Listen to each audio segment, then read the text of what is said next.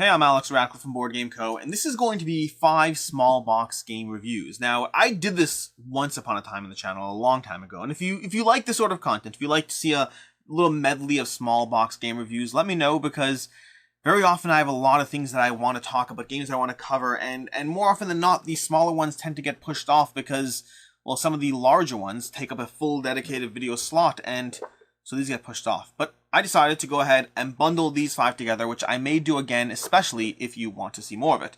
So we're going to go through these, and to be very clear, small box game reviews does not mean bad games. In fact, using my rating system, today we're going to have one of these games is going to be a 2 out of 5, 2 of them are going to be 3s out of 5s, and 2 of them are going to be 4s out of 5s. I took away the mystery. There are no 5 out of 5s over here, at least not for me, although one does come very close. But let's go ahead and dive into it, doing these one at a time, timestamps down below in case you want to see, well, any particular game. Starting off the bat with K3. K3 is going to be a new game coming from Helvetic? I don't actually know how to pronounce it. I probably should learn. No, seriously, I should learn. It's not... I do this thing where I don't always pronounce things properly, and I don't realize until I'm saying it on camera, or I'd actually look it up and plan for it.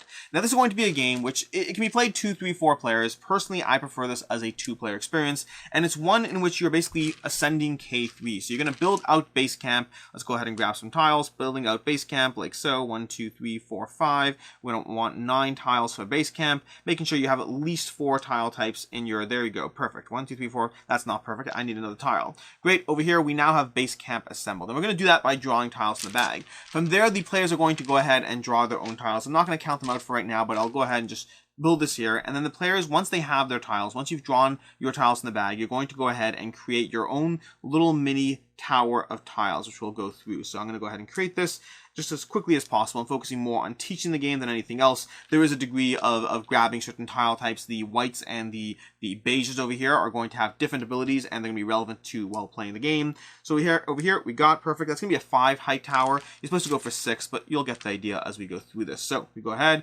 building out our little towers like so, and grabbing those. Let's throw one here, here,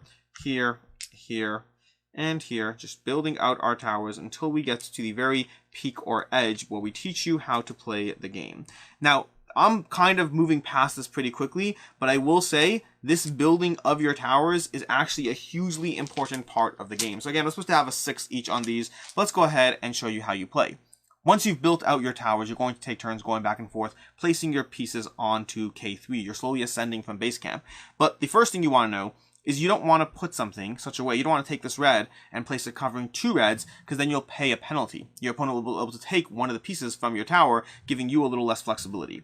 But you must place it touching at least 1 red. So where can we place this? Well, we could place it on the very edge.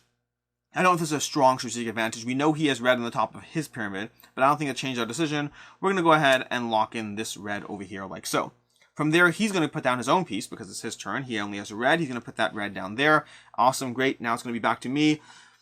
I'm going to go ahead and place this over there, I guess, because I know, no, I'm going to place it over here, like so. I think it's a higher chance. Great, fine, back to them. They have a blue or a yellow. They want the yellow to go here. It's the only really place that a yellow is safe. We could place the blue. We're going to keep going. Back to me. I could put a green down, so I'm going to go ahead and do green over there. Now, we do know that you only touch whatever is, well, available. Now, he's going to have a green available as well. So if I put down a green here, that forces him to put down a green there, which does give me... Nope. Ooh, I'm going to be stuck a bit. If I put down the green here, he puts down the green there, it doesn't really change anything. I'll go ahead and put down the green there. Back to his turn. He's going to go... Actually, we're going to put the green down there. That gives him less choice. So great, now it's back to his turn. He could put down the blue down over here. That would cost him a penalty, so I'll put down the green like so. There we go. Back to my turn. I can only put down a black, but there's nowhere to place down a black, which is going to make things tricky. But I could place down this because this is wild. Anything can be played off a wild, and anything can be placed onto a wild. Although wilds still have the same penalty, where I'd get a penalty here, here, here, here. The only place I can go which won't get me a penalty is over there, which is, surprisingly enough, where I'll go. Now I have a blue, and I can either take a penalty or give up one of my white tiles to take a break, to just not take a turn. I think I'm going to go ahead and do that, because I could place on the blue and take a penalty, but I'd rather force him into a penalty. Now it's my turn. I only have the option for a green, so green it's going to be, and we're going to place the penalty. So when I place it there on top of a double green, they're going to take one of my available tiles on top, and I guess we'll take from them. The green can be played right now, so we're going to take the green actually. We're going to put off to the side. Now I have an extra tile available to me I can utilize at any point. Back to my turn. No, I just went. I knew that there. I could put the green on top, which would force them into another non-ideal choice. Let's go ahead and do that. So we're going to place the green on top. Usually I wouldn't want to take that available one. I'd want to have the flexibility of having a tile off the side, but it does put them into a bad spot, which I'm going to have to go ahead and do something in a bad spot over here. I'm going to go ahead and put the yellow. Once I'm doing that, I'm going to go ahead and grab a tile from you. I'll grab the wild. Why wouldn't I? Probably should have spent the yellow. Either way, too late now. Back to me. I'm going to go ahead and I will reluctantly put down that blue over there, giving you a penalty. And back to, let's say you grab from me the green. I have 2 yellows. I'm going to grab the green for flexibility. It's my turn. Uh-oh. I can only place this. I'm going to skip a turn. Okay, back to myself over here. I will place down a yellow over here, which is fine. And over here, it's now my turn. What can I do? I could put down a black, which won't help me. I could put down a green. I can't put down a green. I could put down a wild, which is what I think I'll do. And the only place that's safe is over here. Great. Back to you. You're going to go ahead and grab a yellow, putting it over here. Back to me. And I can put down a green over here. We're still good. We're still in this game. Okay, perfect. We're almost done here. We're almost over. And back to me. I could put down this over here like so. And you're stuck. You're done. It's over. That's basically the game. That's basically K3, which brings us to the part where if you realized that building of your base camp is essential. That building of your base camp is going to define the order you can do things in, where you want to strategically place your wilds and or your skip returns, as well as taking an eye at base camp and seeing how the mountain will ascend. Getting an eye at your opponent's tiles, your own tiles, and trying to figure out exactly how people will climb this mountain and where you want to strategically place your different colors so you can actually ascend K3, because once a player cannot place a piece, they lose. That's what K3 is going to be. It's going to be a little bit of a direct abstract game, a little bit of luck in terms of what's drawn from the bag, but past that, most of the game comes down to the planning of building out your own little base camp and how you plan on ascending the mountain. As far as the game, this is one where there's a few things I like about it and a few things I don't like about it. The actual puzzle of the game, first of all, these tiles are nice and chunky. They're pretty big in terms of actually putting down these little hexagonal pieces and ascending the mountain. Now, the actual, mountain looks great. The gameplay itself is simple and to the point with a degree of cutthroat strategy to it. It's not a ton of strategy in the actual ascending of K3. Most of the time, as you can see as I go through it, to a certain extent, the more you look down your player's towers, that's where the real strategy comes in, which is where I start to lose a little bit of interest in K3. I think most of the strategy in K3 comes from building out your own base camp in the beginning and then looking down your opponent's towers as you go, trying to see, well, if I place this yellow here and we go down 3 levels in his tower, there is strategy to be had in this game. But the simple strategy is what you do on your turn. It's simple, it's to the point, it's easy. And the deeper strategy comes from a degree of planning and looking towards the future and trying to find everyone's tower and maxing your way down different possible pathways that I find less rewarding. It doesn't have the cutthroatness of a typical abstract game of any of the GIF series of TAC, of chess. It comes to the heavy strategy in the game comes from planning and thinking and not actually really doing much in the game. K3 for me is going to be a 3 out of 5 for me. I enjoy the game, I like the puzzle, but the core game itself is not a ton of variability, and most of the strategy comes from really just looking at the pieces and thinking it through. You'll get better the more you play it, but I don't love that kind of strategy quite as much. That's going to be K3. From there, let's go ahead and move to Coloretto. Coloretto, which I've hidden behind here because the box wouldn't stand without falling.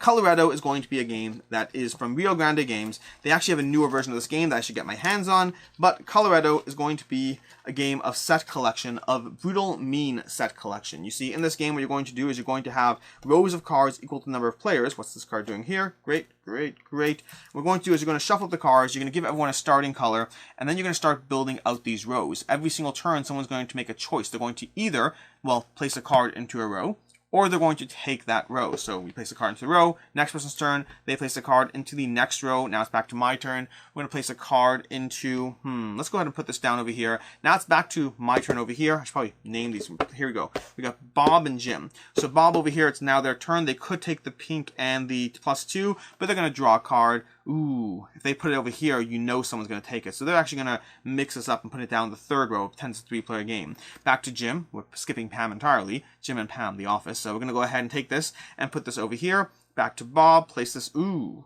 Okay, we're going to put this down over here and see what happens. And Pam is going to take those 2 pinks. She's now out of the round. Back to this person over here. They're going to place this here. Bob's really not happy with this, but if he puts a good one here, they're going to take it. He's going to reluctantly...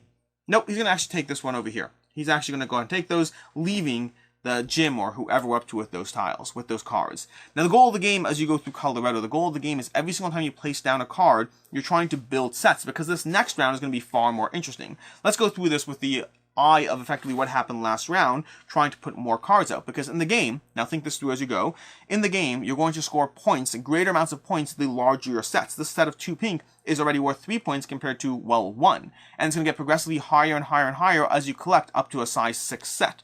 But the flip side is, you only score for your 3 highest sets. After that, it's all about losing points in the game. So let's go ahead and put down another card. Oh, that's already going to be tempting for them. It's going to be their turn. They're going to start, ooh, you know what? They're going to go ahead and start a new row. Yeah. We're going to go over here. Ooh, rainbow. Well, rainbow could go anywhere. If they go here, I'm going to take it. If they go here, we're going to put it there in that row. This player's turn. A green. A green up here would be too tempting. A green here could still be too tempting. So we're going to start a new row. My turn over here. Ooh. Double gray could be very tempting, but gray combined with green is more tempting because it forces them to dive into 2 colors. We're going to go over here. That +2 is going to be an easy take. That +2, we're going to put it up over here. Back to this player over here. This player could take a row. And in fact, that pink and yellow might be tempting because as soon enough they'll take it, they're just going to go ahead and take this row. It is what it is, but we got a call locked in. It's to his turn. He's not going to take a chance. He's going to take the row like so. Great. And this player is now locked into a new color, but they do have their +2 cards. You're going to rinse and repeat that cycle until you're, well, done with these cards. It's going to be a little end game card that will come up towards the bottom, and then you're going to score everyone out. The whole game comes down to the tension of when do you take a row that is good enough? When do you take a row that will work for you? And when do you try to place another card in the hopes that you get something better or that you can hurt someone else? The game is going to be full of those aha moments as people take things you were looking for, as people get in the way, as people ruin your turns, as you ruin others' turns. This is a delightful game of Scrooge and set collection, which should give you a bit of a hint towards the rating part of the game. But this is going to be a game where I love the brutalness of it. I love the tension. I love the variability is practically non-existent. They have a few other like scoring cards in here to mix things up a bit. I've never bothered going through it.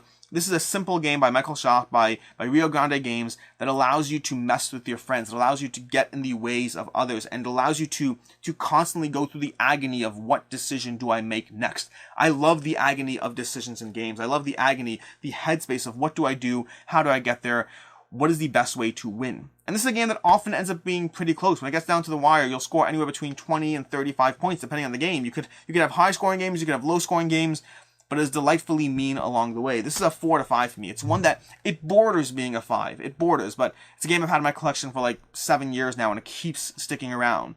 Every single time I teach someone new this game, they enjoy it, and then we dive down to 3 or 4 rounds, and I pull it out on regular intervals, at regular intervals. Coloretto is a solid game, one that I can easily recommend a 4 out of 5. Next up, let's go to Food Fighters. Let's put these cards over here, down there. Excellent. Food Fighters is going to be by KTBG, Kids Table Board Games. And this is one of their earlier games in their line. They've had a variety of games somewhere along now. I don't actually know when this video goes up, but they either have an upcoming Kickstarter for Power Plants shortly, or there's an active Kickstarter for Power Plants, or there was a Kickstarter for Power Plants and you missed it now. Probably the middle one. There's probably a active Kickstarter for Power Plants when you see this game. Either way, Food Fighters is going to come with some expansion content. We have the sweet and salty expansion, but let's not talk about those just yet. Let's start with the, I guess it's meat and veggies expansion, not expansion, base game. Food Fighters is going to be a game where you're basically, well, having food fights. You're going to line up your cards in little, you know, we're going to go ahead and just line this up. You're going to have 3 by 3 rows of cards attacking one another, and a little bit of a smorgasbord of what you can buy to, well, help you win this game. Let's line these up against one another. And what your goal of the game is going to be, on your turn, you can basically take a few actions. You can attack others. You can rearrange your various people. You can buy stuff. You're going to go ahead and be rolling dice to attack others. Let's go ahead and grab some of these. Here we go. Let's go here. We have these options. We have these cards we can buy. That will be these options for 10, 6, or 5 beans. And then we have a general buy card of how you buy frying pans or shields or crackers or different ways of attacking others. Your spear javelins. And then we have a bucket full of dice and components and all the tokens you'll need. And the goal of the game is to kind of look at who's in the way, who's in the row, who can you attack next. You see, this character can currently be attacked by, or can attack one of the meat characters, but there is no meat character. This character can go ahead and attack this character over here. It's going to attack the the drumstick, which means it's relevant. You're trying to line up who's in what row and reposition as necessary. On your turn, you'll take different attack actions, rolling dice trying to get splats and or beans. Splats will be damaging to your opponents and will hurt them. Beans will give you more of an economy to grab additional resources, to either buy these power cards that can give you one-time use or ongoing abilities. You have an ongoing ability here, you have an immediate ability here, and you have a discard from game ability over here. And there's going to be different factions as well. We have the salty expansion, the sweet expansion, and they all come with, well, stickers that you can apply to the cards. In fact, one of these cards somewhere here has a sticker on it. I don't know which one it is, but I specifically put a sticker on just to see how well they work. It's one of these cards. One of these cards has a sticker. But either way, it's going to give you the flexibility of stickering out new things so you can play different factions against one another. And the factions are primarily going to be different in the way they have different cards or whatnot that will give you different ways you can play it out. But that effectively is Food Fighters. Line up your people, take your turn, slowly eliminate your opponent down until they have no people left. Now, like I said already, this is one of KTBG, Kids Table Board Gaming's first games. And while my kids enjoy it, it's one that I don't particularly love. To begin with, I'm not a huge fan of the fact that to mix up the expansion with different things, to try different expansion content, you basically have to re-sticker your cards. The stickers actually hold up very well. To their credit, the stickers hold up just fine. I'm not complaining about that at all. I just don't like the extra work. If given a choice between playing the existing factions I have or re-stickering everything so I can try it out, I don't love that. And then the game really devolves down to a minor amount of strategy. There's some strategy, to be sure, the way you rearrange, who you target, trying to eliminate a certain type of opponent from your enemy, which abilities you get. There is some strategy, but it mostly comes down to a fairly simple game of attacking each other, rolling dice, and trying to figure out, well, you know, just who's going to win first in this game. It's a fun game, solid game, and the kids enjoy it. But as far as what I'm looking to play, or versus what I'm willing to play because my kids want to, this one is going to be a 2 out of 5 for me. My rating scales, 2s are basically games that I'm not eager to dive back into. This is actually the only KTBG game that I've played that is a 2 out of 5. Their games generally, I can't get this back in the box. There's got to be a way to get this back in the box. I got to do this. I'm going to have to do this now. But either way, their games generally, I'm going to be stuck over here. Just bear with me. Bear with me. This will happen sooner or later. There we go. That kind of works. Their games in general have been solid additions to my collection. Most KTBG games are games that I generally rate. I want to say most of them are 3s and 4s, and I think usually even 4s. Wreck Raiders is delightful. I have to review that at some point. Fossilysis is a lot of fun. Their new game, Power Plants, is a meaty area control game. This one, I think, is their first game, or one of their first games, and to a certain extent, it does show, at least in terms of what I'm looking for out of games. It's, compared to any mass market game, it's solid. Compared to games that I'd recommend a bunch of other games in their line first, as simultaneously being accessible while being a little more rewarding. Although, to be fair, this one is definitely more accessible than even their accessible games. There's less going on, and that means for younger children it is easier to track, and like I said already, my kids do enjoy it. Moving on, we have, let's go with Stay Cool. Stay Cool is going to be from Yellow Games and Scorpion Mask, and this is going to be a game of, well, staying cool. It's a game where the goal of the game is to not panic, to not die as you try to figure out how to win this game, because there's going to be different challenge levels in this game, but the core idea of this game is you're doing 3 things simultaneously. The first thing you're doing is you're going to be rolling dice to answer questions. It's a team-based game, but you're going to have team members reading you different questions. So for example, let's go ahead and grab these dice. And we have to go ahead and spell cute with these dice. So let's go ahead and we have a timer. Let's go ahead and grab the timer. And on your turn, you have a teammate reading these cards and spell cute. So let's grab Q, Q, U. Where's U? U's going to be on these cards. T is going to be somewhere over here. T, Q, U, T, Q, U, T, eat. It's actually, the card doesn't say cute. You have to actually do it the other way. Sorry, I messed up already.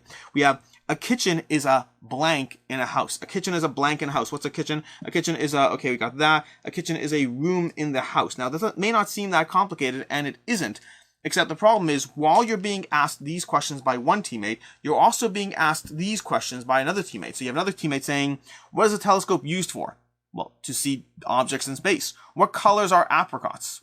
Orange. But you have another person going back, with your left hand, the orange die, with your left hand, place the orange die in front of your right eye, and with your right eye hand, place the blue die in front of your left eye. Slang for food. What's slang for food? Grub eats a chemical substance that can melt things. That's going to be, wait a second, in the meantime, name 3 animals with horns other than a cow or a bull. Say the word canapé, but invert the syllables. You're going to have these questions that are being asked you at the same time as you're fiddling with the dice, at the same time as you're keeping an eye on the timer. That's going to be round 1. But then from there, you're going to have to start managing other things, such as managing, as the levels escalate, you're going to have managing things like knowing where the timer is before the box, because you have 4 flips. We didn't talk about this, but you have 4 flips before the round is over. But you have to say flip before the time is over. You have to be mindful of the timer, saying flip, and that's going to slowly escalate to the point where you have to say flip while it's behind the box, and you may run out of time. It's a game of panic. It's a game of watching people melt as they sort of halfway manage to survive these rounds, these cards, the dice, trying to figure out how you can win as you go. It does give you that option, that presence of survival as you go through it. But then, inevitably, every time you play with people, the first thing they forget every single time is the timer. It's the stay cool, the multitasking game, and they never remember the timer. They remember to, figure out that acid was what you're going for, and to answer what telescopes are used for, and to go down that chain, scoring more and more points as they go. But then they forget to tell you to flip the timer, which even when the timer is visible, is one of the simplest things you can do. It gets progressively more complicated as the timer hides behind the box, but it still manages to be a bit of a chaotic mess as you go through this party game. Now, Stay Cool is going to be a 3 out of 5 for me. I enjoy it. It's chaotic, but it is very much a party-focused game, which games that rely more on chaos, on fun and laughs over another element, for the most part, they're games that I enjoy but don't love. One of the notable exceptions is going to be a game called Monikers, which I absolutely adore, but I would say party games that rely on that chaos and that fun and that laughter. It's not that I'm against fun and laughter, don't get me wrong, but I like it when the engine that engenders the fun and laughter, I like it when it's a little bit more focused on some degree of strategy or just reliability. Stay Cool is a game that we don't dive into often. When we do, we have a fun time with it. It is fun to watch people just straight up melt, and people around you will be having a great time. That's absolutely true. But as far as the world of party games, I think that they generally have a harder time sticking out in terms of a crowded sphere of what keeps people going. I enjoy this one. Solid 3 out of 5 from Yellow and Scorpion Mask. And lastly on my list, we have Captain Carcass, which you may already know as Dead Man's Draw. I don't have the insert because I sleeve all my cards, and that does mean I have no room for an insert. Now, Captain Carcass is the version of the game that I prefer the artwork, which is why I tracked this one down. I think the most common version of the game, though, is a game called Dead Man's Draw, and it's going to be my favorite... I was going to say my favorite push your luck game, but it's not necessarily my favorite push your luck game. I would say it's my favorite accessible push your luck game. It's a game in which the goal of the game is to go digging into the ocean, one at a time on your turn. Let's shuffle these up. You're going to say to your, and there's actually a degree of you're going to be removing some of these cards, putting them into a discard, or Davy Jones' locker as it's called, before you start, but I'm not going to worry about that for right now. For right now, you go ahead and choose to draw or not draw. I went ahead and drew. Okay, great. Let's go ahead and do another one. We're still going to keep drawing. Now, the goal is to keep going until you can gather as much as possible, activating the abilities of the cards that you gather. But the problem is there's only a few card types. I believe there's only 9 card types. 1, 2, 3. There's 9 different card types in the game. And as soon as you draw a duplicate, you're going to have to stop. Let's go ahead and let's go one more. We can do one more. Nope. Okay, so I already busted over here. Unfortunately, I busted. I lose all these cards. Somebody else's turn is going to go. They're going to go ahead and draw. They got a knife. They got a anchor. An anchor's going to be helpful. Those can protect some things. We're going to draw a mermaid. That's a 9-point mermaid. Oh my gosh. Okay, I have to stop, and this is why I have to stop. We're going to stop over here.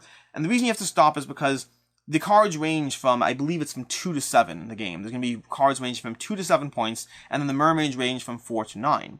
Now, the problem is you only ever score the highest you have in a stack. So let's say it's my turn next time, and I draw some cards, and I keep going. Let's say I stop over here. I'm going to add this, so I just added 7 points. I'm going to add this, so I just added 2 points. But then I'm going to add the mermaid, and I added no points. Because like I said already, you only ever score the highest card in a stack, which is why I was so excited to see that 9 mermaid. Along with that, the cards have abilities that will give you another reason to go for certain cards or try them out. You're going to have keys and treasure chests, which when combined allow you to dig through Davy Jones' locker and find cards. You're going to have periscopes that allow you to check out the next card. You're going to have cards that let you steal from others, the anchors that let you protect yourself, the mermaids that have high scoring cards. And then when you're done with those, once you've locked in all these abilities and you think you have the game down, you're going to add to that a variety of character abilities and or game situations that can mix things up.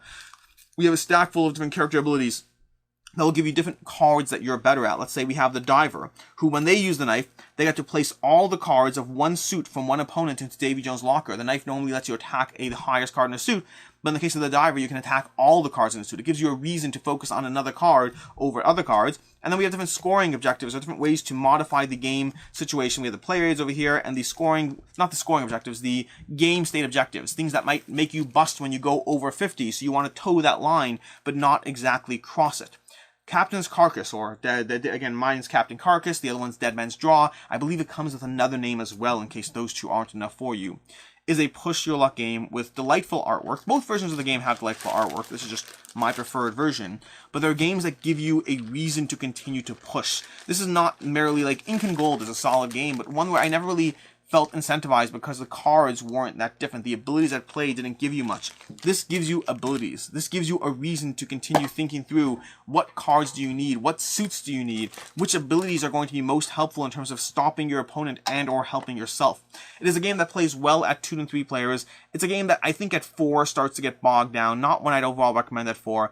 But speaking of 4s, this one is a 4 out of 5 for me. It is one of my favorite push your luck games in my collection. Can't Stop is going to be a classic that sticks around year after year, but so does Captain Carcass. It's been in my collection for like 7 years or more, and I'm happy to have the opportunity to talk about this one.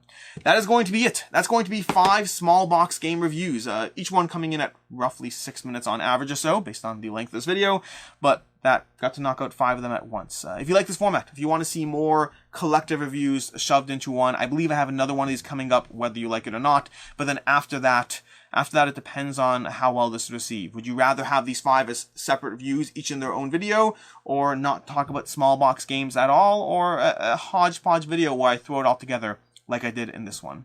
In any case, until next time, I'm Alex Radcliffe from Board Game Co. I hope you enjoyed this video. Once again, we have Coloretto, we have K3, we have Food Fighters, Captain Carcass, and Stay Cool. All these games available, well, wherever local board games are sold. That was a weird way to end the video. Until next time, have a good one.